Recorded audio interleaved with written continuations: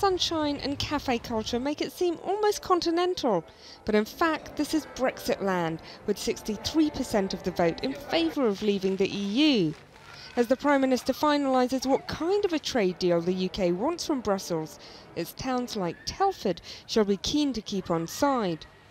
But is Britain as divided as Westminster? Did you vote for Brexit? I did, he didn't. It broke the family in half. Married 45 years and we disagree. Do you think people understood the cost it was going to have to the economy? I do believe that it's going to cost us probably 10 or 15 years of difficult times until we get back on our feet. I think we'll lose a lot of industry to Europe and a lot of financial services as well. Well, I honestly think, John, it'll come good in the end. I disagree. Is this what the breakfast table's like? It's great in our house because we're half and half. At the end of the day, John, they've got to sort it out. There's no two ways. At the end of the day, they've got to come together and sort it out. But what if they But what if they sort it out in a negative way for us? One way or the other, it'll be sorted out, whether it's good or bad. But what if it's bad? Elsewhere, people who voted for Brexit were now surprisingly keen on a free trade deal with Europe. I think, a trade deal would be beneficial for the country. Nobody understood the consequences. Nobody's ever gone through this before. See, now I'm not too sure, to be honest. You regret your vote a bit? Yeah, a little bit. A new report from think tank IPPR suggests it's places like this one where Brexit is going to pinch the most.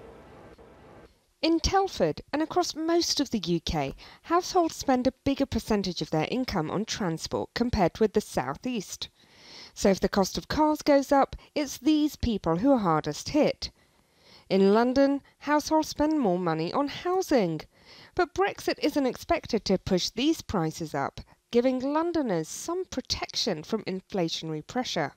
Economic costs are making people here want a more pragmatic Brexit. And it's not just people. Steve Bray is a Brexit voter whose company supplies the NHS and the England football team with medical equipment.